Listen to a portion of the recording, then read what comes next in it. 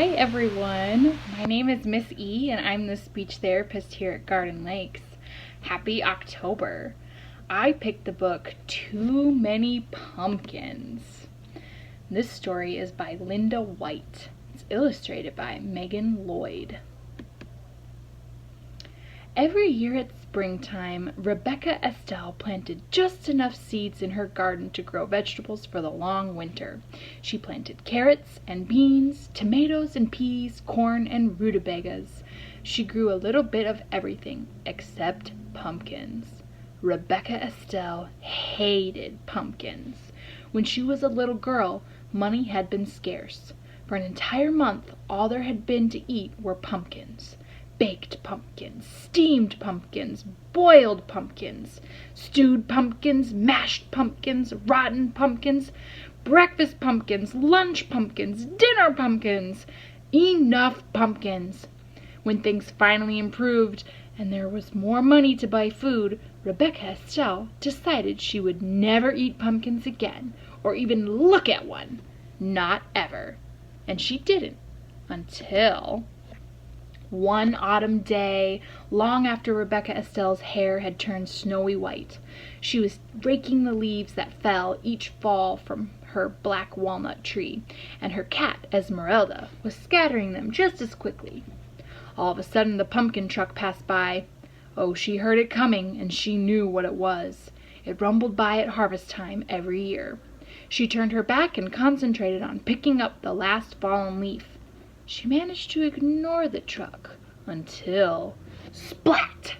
An enormous pumpkin tumbled off the truck and smashed into slimy orange smithereens all over the edge of her yard.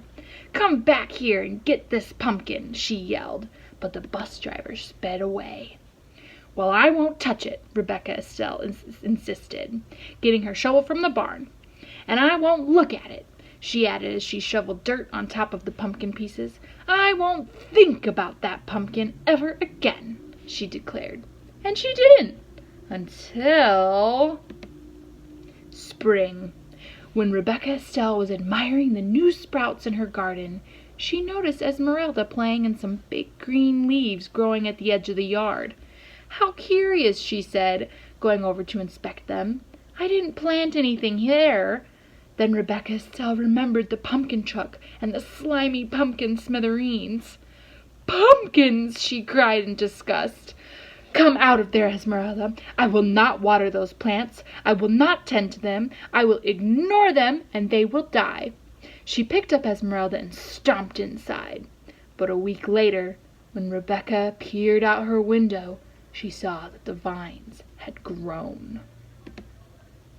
She tramped into the barn, got her garden tools, and went to work on the pumpkin vines. She cut and dug until not one was left growing. "There, now there will be no pumpkins." She smiled and went back inside. But the next week, when she was weeding the garden, she noticed that the pumpkin vines had grown back. Rebecca marched inside and snapped the curtains shut. "The only thing to do is ignore them. They won't grow if I don't take care of them," she muttered. So, rain or shine, all spring and summer, she never looked out the front window. She used only the back door and never even glanced toward the vines. Neither did Esmeralda. Rebecca Estelle ignored the vines so well that in time she forgot why she wasn't using the front door. Until one autumn day, when she and Esmeralda went to rake the leaves each fall from the black walnut tree in front of the house, or each that fell from the tree. "Pumpkins!" Rebecca Estelle shrieked. Pumpkin vines had twined under the bushes, over the bird bath, through the porch rails, and onto the rocking chair. The entire yard was a sea of plump, round pumpkins. Rebecca Estelle could no longer ignore them. She plopped down on the pumpkin nearest her, putting her hands over her face. "Whatever will I do, Esmeralda?" she cried. "How will I get rid of this many pumpkins?" She thought and she thought. Her mind went back to all the pumpkins she had eaten as a young girl, when pumpkins were the only food that her family had. "Well, we can't let them stay here," she said. She told old Esmeralda. "Some people might need these pumpkins, and I suppose there are folks crazy enough to like them. We'll give them away." She marched off to get her wheelbarrow.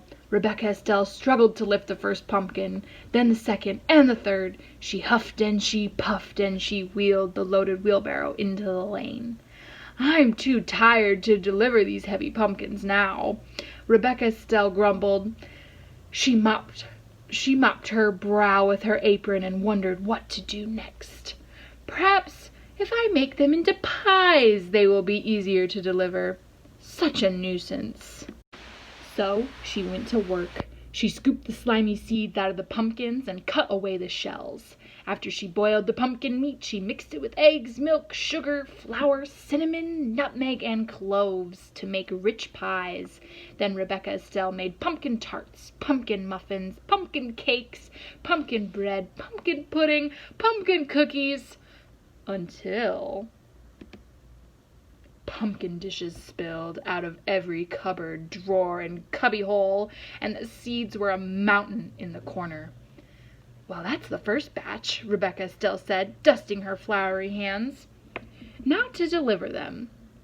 She put the wheelbarrow outside the kitchen door, then loaded it with pumpkin treats. When it was full, just the thought of delivering all those pumpkin dishes made Rebecca Estelle tired. "If only people would come get them," she said.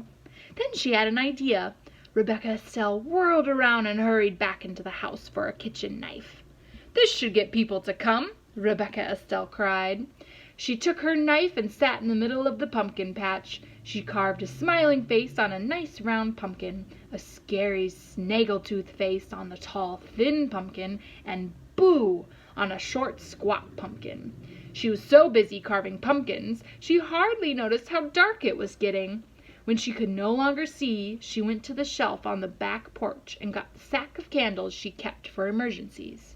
"If this doesn't get people to come here, we'll have to deliver them all ourselves," she muttered to Esmeralda.